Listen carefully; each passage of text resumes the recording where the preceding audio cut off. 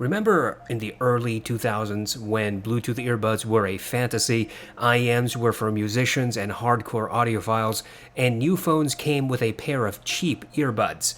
Ah, yes, the good old days. Now, with the removal of headphone jacks from mobile devices, some companies don't even bother including earbuds in the box.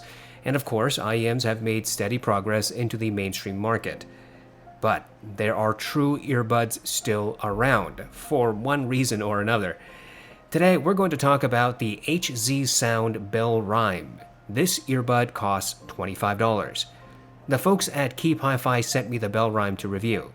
Keep Hi-Fi is one of a handful of online retailers specializing in hi-fi gear. If you're curious and want to spend a bit of money, check out Keep Hi-Fi. Let's find out what the Bell Rhyme has to offer. HZSound claims that the Bell Rhyme has, quote, powerful 15mm dynamic drivers, and that they are professionally tuned. The motto for this earbud is, quote, natural sound, awesome journey. And that's it. You don't get any other description about the Bell Rhyme sound. There's a significant portion of marketing devoted to the build, and HZSound mentions they have testing equipment on hand, but you don't get specific measurements in the marketing material. For better or worse, the Bell Rhyme has no specific promises or even vague analogies for us to focus on. The last time I wore an earbud, it was in an emergency. Well, not a true emergency, but I forgot to bring my IEMs and had an old pair of lightning earbuds in my car, and those things are awful. My experience with earbuds has not been stellar, so when I got the Bell Rhyme, my expectations were very low. Luckily, I was proven wrong. The Bell Rhyme is built of metal. It is a bit heavy in the hand. It has a true earbud shape, not the odd cone design that Apple uses with their so-called earbuds. There's nothing fancy or flashy about the Bell Rhyme. The cable is permanently attached and is utilitarian. It tends to transmit microphonics when rubbed against clothing, but it's not overly worse than anything else I've found with other IEMs.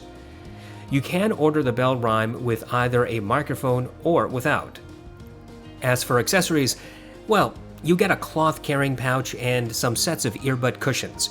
There are two varieties, one that are fully enclosed and one that has a hole in the middle, like a donut. The fully enclosed versions do dampen some energy, particularly the higher frequencies. The difference, going back and forth, did not always jump out at me. The Bell Rhyme is, oh, so comfy.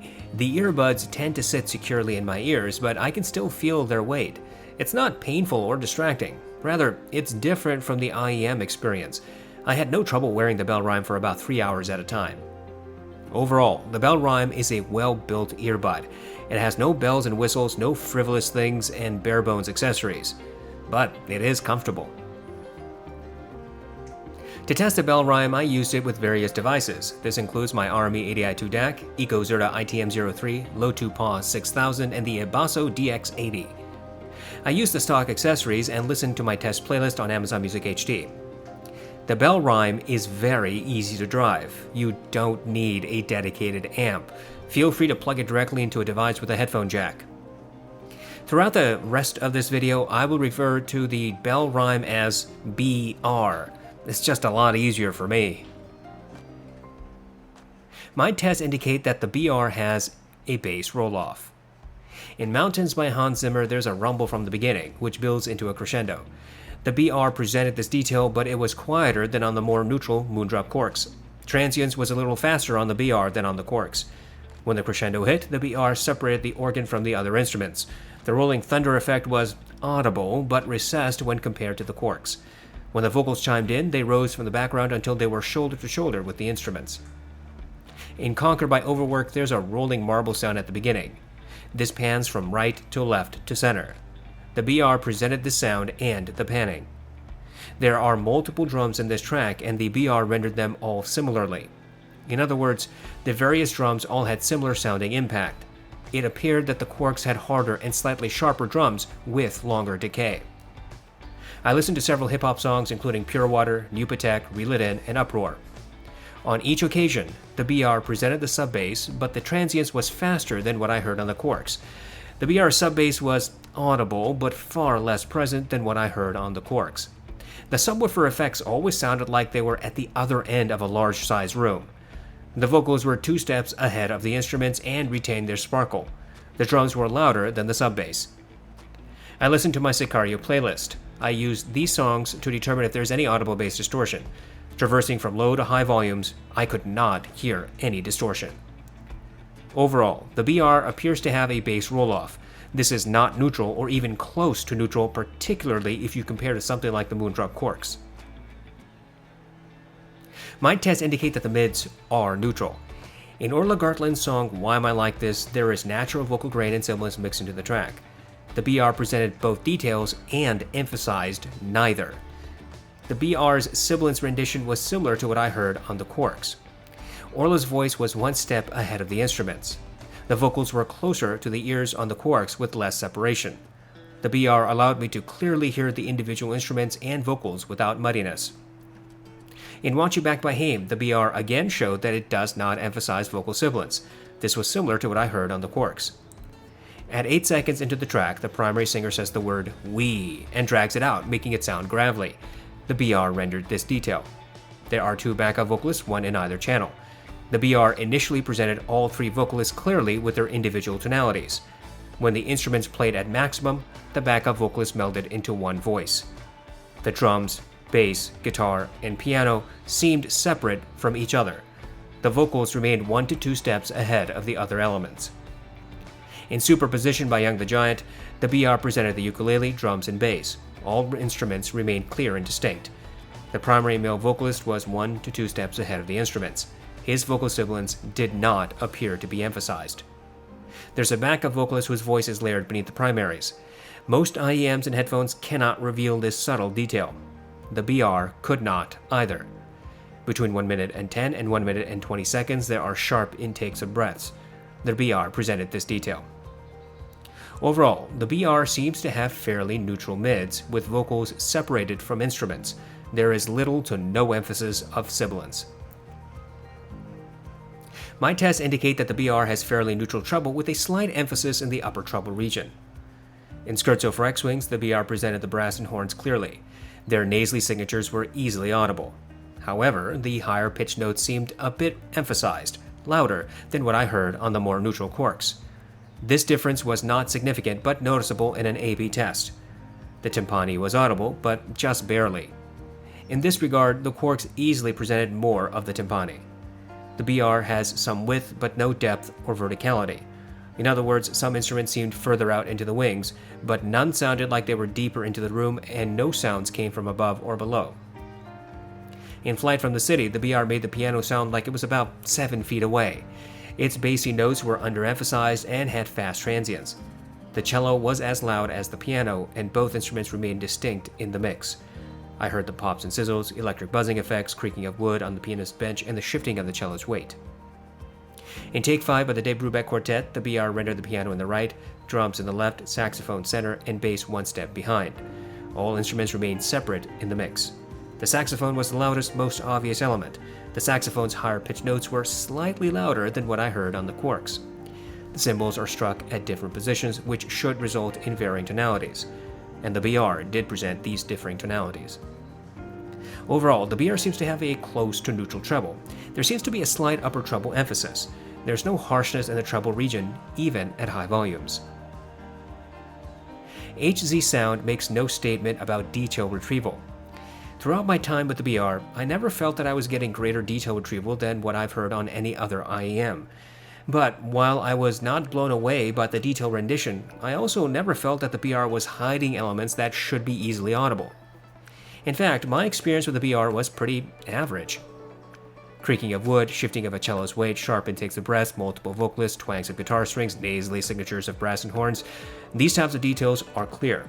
More complex sounds, such as layered vocals and varying tonalities of cymbal strikes, may or may not be audible. For a more quantitative test, I used the song New Light by Kazuki. This track has layers of details, including the sound of children playing, wind, rustling of grass, synth, piano, and footsteps. I count the number of steps I can hear in the first 60 seconds. The WGT2 presents 9 to 10 footsteps, the Heidi's MS2, 8 to 9. The Tin Hi-Fi T2 and T2 Evo present 7 to 8. The Moondrop Aria presents 7 footsteps. The T2 Plus, Blonde BL05, and the The Audio Legacy 2 present 6 to 7 footsteps. The Moondrop Starfield presents 6. The Moondrop Quarks, Blonde BL03, and Triple Wind Melee each presents 5 to 6. And the BR rendered 7 footsteps. For my detail resolution scale, I use the Moondrop Aria and Starfield as the average performers. Any IEM that provides more or less footsteps is judged accordingly. Thus, on my scale, the BL03 would be considered below average, and the Tin Hi-Fi T2 would be above average. Using this standard, it seems clear to me that the BR has average detail retrieval. HZSound says nothing about the BR's soundstage ability. My tests suggest this earbud has above average soundstage. However, the BR does not present a 3D experience. While you might hear some width, the BR does not excel at depth or verticality. Of course, the original recording has a lot to do with this as well. Just as with the detail resolution test, I also have a scale for soundstage. For me, this involves, yet again, using the Moondrop Aria and Starfield as the average performers. Anything that has greater or lesser soundstage is judged accordingly. The Tin Hi-Fi T2 and Heidi's MS2 have above average soundstage. The Blonde BL03 and the BL05S are average at best and perhaps below average in soundstage based upon fit. The Starfield, Aria, and Quarks are average. I would place the BR as wider than the Moondrop Aria. It appeared to me that the BR was almost as wide as the Tin Hi-Fi T2, or perhaps just as wide as the T2. Sadly, like with most audiophile products, the BR does not have helpful descriptors for its sound signature. The only thing I could glean from the marketing is that HZSound hopes that the BR will sound natural. In my opinion, this earbud has a balanced sound signature, which is a catch-all category if you ask me. The BR has a bass roll-off. Attribute that to the tuning and physical design of this earbud. You theoretically could squeeze more bass out by just swapping ear tips, but that is not an option on earbuds like the BR. It doesn't even have ear tips. On the flip side, the bass is clear. The BR has fairly neutral mids. Vocals stand forward and apart from instruments. There's little to no sibilance emphasis on this earbud. Elements in a mix do not sound muddy or veiled. The treble is close to neutral with a slight emphasis in upper treble. This push is not harsh or piercing. Treble instruments are clear and distinct. HZSound clearly decided to go against the more bass trend, particularly in light of the Harman target curve. That might be a nice change for some, and an unwelcome change to others. To better understand how a new product fits into the expanding universe of audiophile stuff, we need to do comparisons. Here, we will compare the BR against the Tin Hi-Fi T2 Evo, which is an analog for the original T2 because they're essentially identical, the Moondrop Aria, and the Blonde BL03. For these tests, I used the stock accessories. I plugged each IEM into a passive AB switch that was plugged into my RME 80i2 DAC. I listened to my test playlist on Amazon Music HD. I tried to volume match. The T2 seems to have similar bass response as the BR. Both have a bass roll-off. Both have fast transients. Both have about the same separation of sub-bass from mid-bass. It seems that mid-bass might be slightly closer to neutral on the T2. The mids are different. The BR has close to neutral rendition with no sibilance emphasis. The T2 has forward mids. Vocals are sibilant, particularly when compared to the BR. Separation and clarity in this region is marginally more apparent on the T2. The T2 and BR have both a treble emphasis, and both do so in the upper treble. However, it seemed to me that the BR had more gradual, less sharp treble in comparison. Clarity in this region is hard to differentiate. The BR and T2 have similar detail retrieval and soundstage. The Aria is a night and day experience compared to the BR. The Aria has a bass emphasis. There is greater melding between sub-bass and mid-bass on the Aria. Drum strikes are harder and sharper on the Aria, and this IEM has more bass bleed into the mids. The Aria has noticeably different mids. On the BR, mids are fairly neutral with no sibilance. The Aria has recessed mids. Vocals stand 1 to 2 steps behind drums on the Aria, while on the BR, vocals are clear and separate. There's more clarity in this region on the BR. The treble is also different. The Aria has a mid-treble boost and an upper treble roll-off. The BR has a slight upper treble emphasis. Neither sounds harsh even at high volumes, but the BR is clearer in this region and presents greater placement of instruments. The BR has about as much detail retrieval as the Aria, except it's always clearer and wider soundstage than the Aria. The BL03 has greater bass than the BR. There is definite emphasis in sub-bass on the 03. Drums are sharper on the 03. Clarity and separation is hands down more apparent on the BR. The 03 has bass bleed into the mids. Transience is noticeably slower on the 03. The mids are quite different. Both products cater to vocals, but in different ways. The 03 has a sibilance and vocal grain push, ostensibly to help vocals stand out among the bassy sound.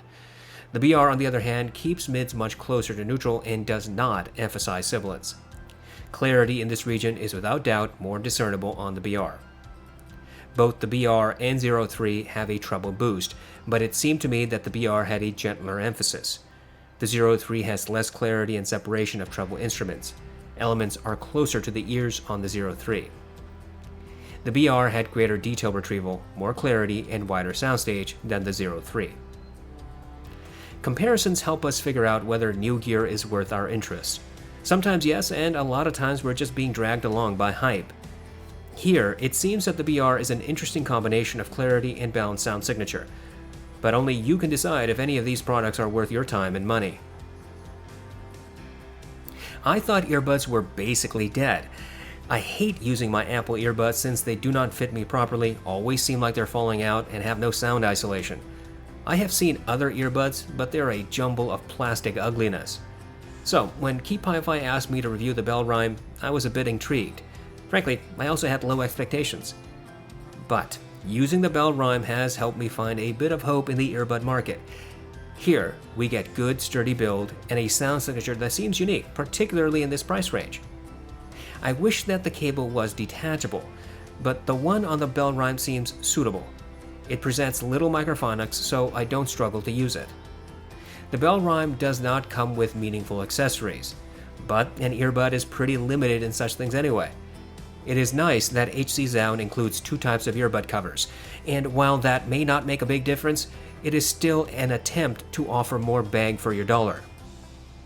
My experience with the Bell Rhyme has been surprisingly positive, and yes, I think it is value at $25. If HZSound intends to release a second version, I hope they make the cable detachable. I think they should stick with the sound signature they've presented with the Bell Rhyme.